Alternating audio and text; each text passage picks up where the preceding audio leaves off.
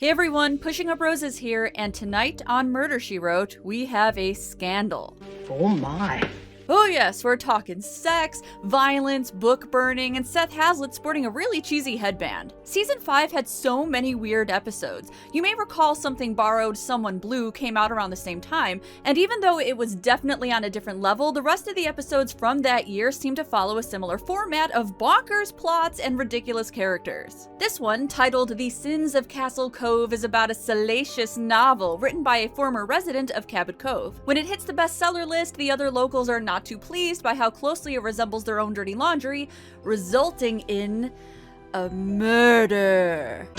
Yeah, it's a little dramatic. Like all good things, this story begins in the beauty parlor. That is where all the tea is spilled. Interestingly, this scene reminded me of Steel Magnolias, which was also released in 1989 and heavily featured beauty shop gossip. As somebody always said, if you can't say anything nice about anybody, come sit by me.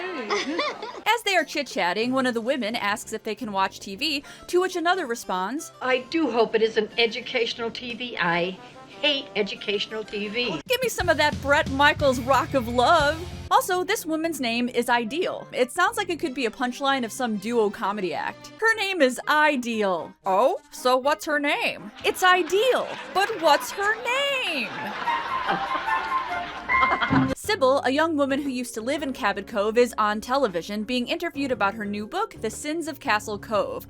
Gosh, it's so subtle. The interviewer asks if the gratuitous nature of the book is based in reality, and she says it is not, but the ladies are dying to get a copy. Sybil credits Jessica as her main influence, as she was her high school English teacher.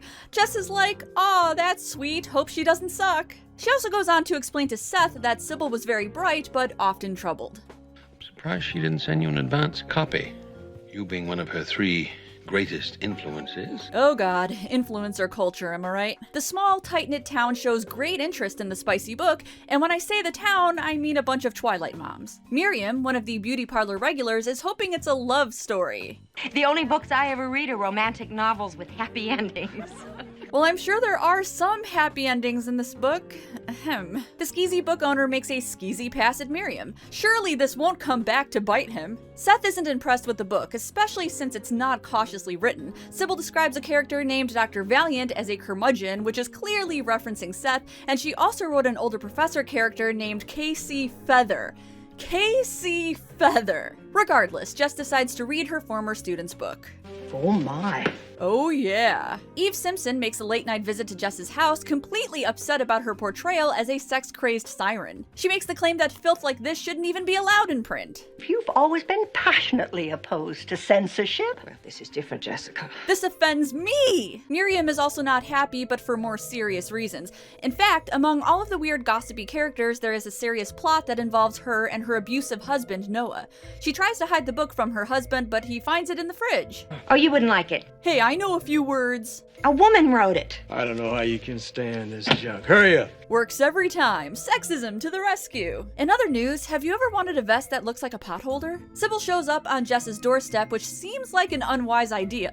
If I smeared my entire town, I'd probably stay as far away as possible. She asks if she can bunk with Jess for a while. Thank you, Mrs. Fletcher. You are my favorite person in the whole world. Not according to your book. Meanwhile, a hooded figure breaks into the bookstore and makes off with a bunch of Sybil's books. I'm so hungry for knowledge. Actually, no, the thief just throws them into a fire. Now the book is extra hot. Cut to Seth jogging. Or, I think it's jogging. What the fuck is that? Jess catches up with him and they have a nice talk. Ah yes, the baby is getting quite big now. They head to the bookstore where Sheriff Metzger is investigating. There was a threatening note left behind made from magazine clippings, of course. Only The Sins of Castle Cove was destroyed, and Jess expresses concern to Sybil that perhaps her characters were too recognizable and hurtful to the real people they were based on. They are interrupted by a phone call, and it's Corinne, the nail technician at the beauty parlor. Turns out that Sybil has a mole and is a huge gossip monger. She's back in town to get more information for her next book. In fact, the book burning kind of churns her butter. She's very pleased to hear it's driving everyone nutty. Miriam is a wreck because the book reveals she was having an affair with the butcher. In fact, everyone seems to be involved with the butcher, and he seems to have a fondness for married women. Really? This guy? I mean, I guess I like a guy who knows how to handle his meat. Wait, isn't that the cop from Wayne's World? Huh. Yeah, I definitely smell a pork product of some type. Unfortunately, due to word of mouth, Miriam's husband does find out about the affair, as does the butcher's mom.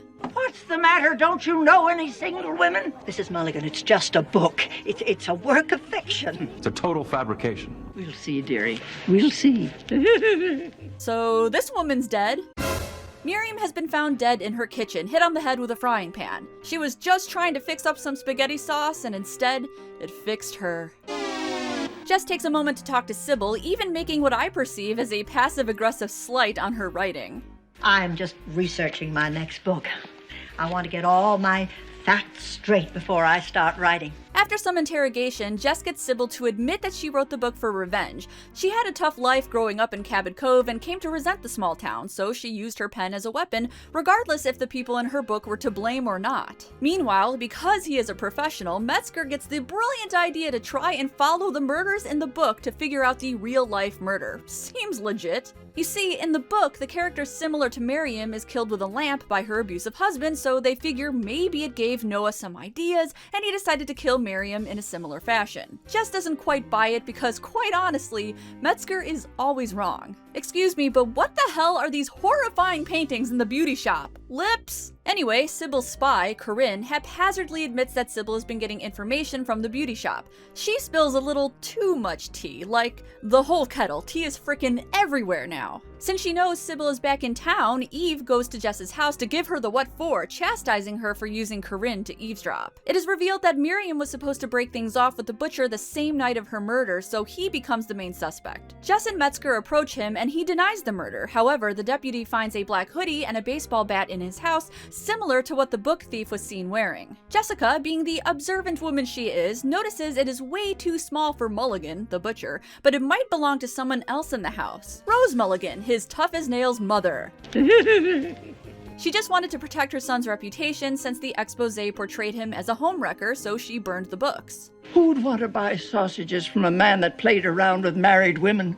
I mean, you never know, some people like spicy sausage. On an unrelated note, I like how salty Metzger gets whenever Jess starts to figure out the crime before he does. Mrs. Fletcher, can I see you a minute?